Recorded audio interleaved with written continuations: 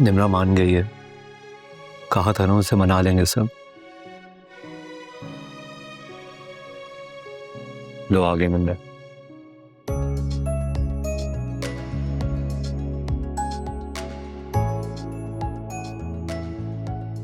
Mashallah, Nimra Betra, you're looking gorgeous. Absolutely wonderful. Wow, wow, wow. Zabardast.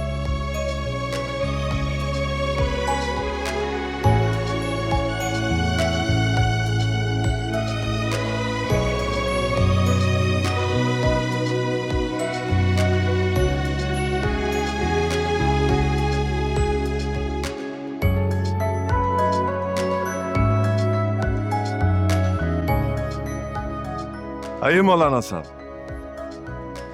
Uncle एक minute.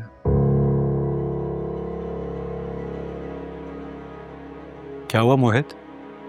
Uncle मेरे कुछ मेहमान हैं, आने वाले हैं, रास्ते में हैं, बस थोड़ी देर के लिए रुक जाइए प्लीज।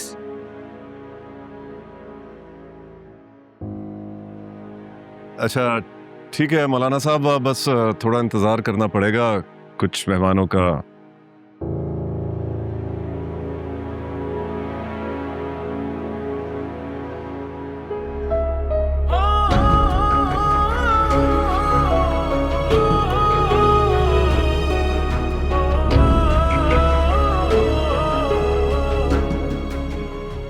क्या हो रहा है ये? क्या हो रहा है ये? आप लोगों को किसने बुलाया है? मैंने बुलाया है सर।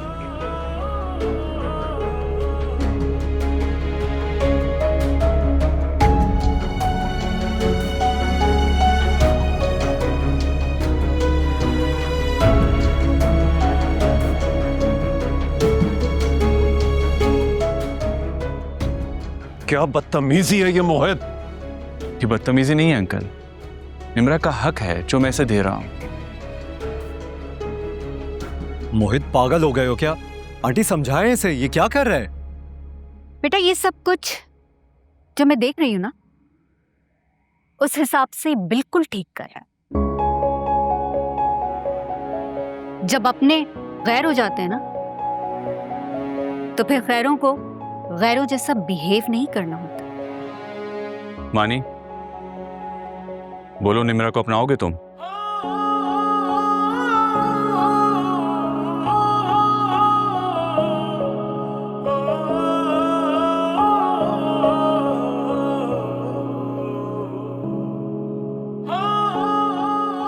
निम्रा क्या तुम मानी को लाइफ पार्टनर चूज करना चाहोगी? क्या बेहूदगी है ये मोहित। भाभी आप इसको समझाएं। ये हमारा मजाक बना रहा है सबके सामने। मोहित मुझे तुमसे इस घटियापन की उम्मीद नहीं थी।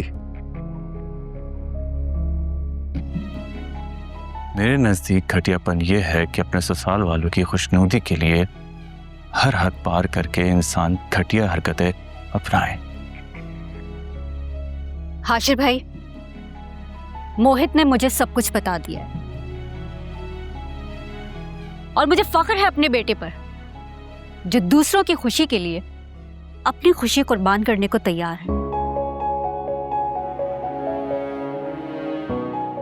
एक बात कहूं, अब आप भी ना सच्चे दिल से निम्रा को दुआ दीजिए, जो ये पहले दिन से उस दुआ की हकदार है। चलो बेटा। थैंक यू अम्मी, थैंक यू सो मच। मुझे तो लगा था कि इनके निकाह में कोई भी नहीं होगा, लेकिन अब इनके निकाह का मैं गवाह बनूंगा। मैं ऐसा नहीं होने दूंगा। बस कर दो हाशिर। तुम होते कौन हो निकाह रुकवाने के लिए? वो बेटी जिसको तुमने कभी अपनाया नहीं था, उसके ऊपर तुम किस मुंह से हक जता रहे हो आज? और जिसने समझा है वो कहां है? निम्रा, दो आवाज अपनी माँ को। आ जाए, करा दे तुम्हारा निकाह मानी के साथ। आ जाएगी वो भी, मेरा रब चाहेगा तो जरूर आएगी।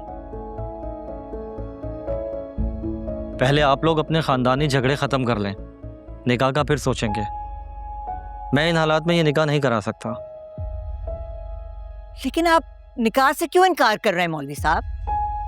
ये दोनों यहाँ मौजूद हैं, बालिग हैं, समझदार हैं, निकाह के ख्वाहिशमंद हैं, फिर आपको इनकार की क्या दलील है? लेकिन आप दोनों के घर वालों का मुत्तफिक होना भी तो जरूरी है। बिल्कुल ठीक कह रहे हैं आप मौलाना साहब। हम में से कोई भी इस निकाह के हक में नहीं है। ये लोग मेरी बेटी को वरगला रहे हैं। ऐसा कुछ नहीं है मौलाना साहब, हमारी बेटी को कोई वरगला नहीं रहा। आप निकाह पढ़वाइए। होश में तो हो तुम। अब भी होश में नहीं आऊंगी तो माँ होने का फर्ज कैसे निभा पाऊंगी? माँ के कदमों तले जन्नत होती है, लेकिन मैं तो अपनी बेटी की खुशियां रोने चली थी। तुम सबके सामने मेरी इंसल्ट कर रही हो। मैंने कहा ना, सिर्फ माँ होने का फर्ज निभा रही हो। आप अपनी फजूल की जिद छोड़ दीजिए, वरना बिल्कुल अकेले रह जाएंगे आप।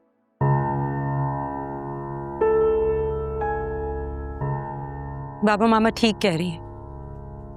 जब मोहित को और तहमीना आंटी को कोई एतराज नहीं है तो आप जिद क्यों कर रहे हैं? behzad कहाँ है? क्या उसके बगैर होगा ये निकाह? अगर वो यहाँ नहीं है तो क्या हुआ, मैं हूं ना। मतलब वो भी ये नहीं चाहता। ऐसा नहीं है, उसे अचानक शहर से बाहर जाना पड़ा है।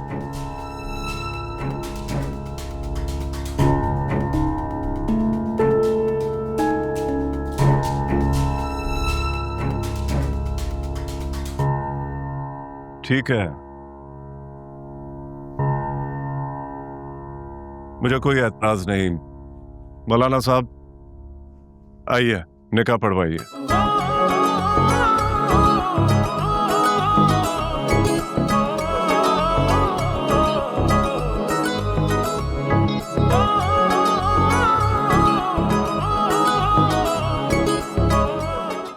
अंकल, क्या हम पापा के वापस आ जाने का वेट कर सकते हैं?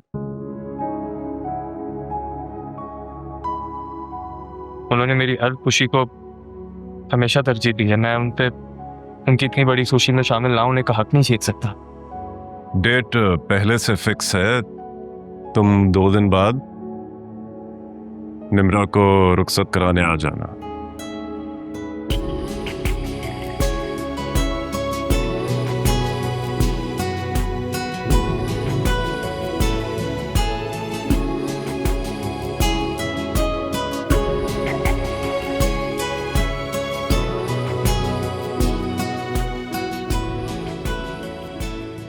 एक बार फिर thank you. All the best.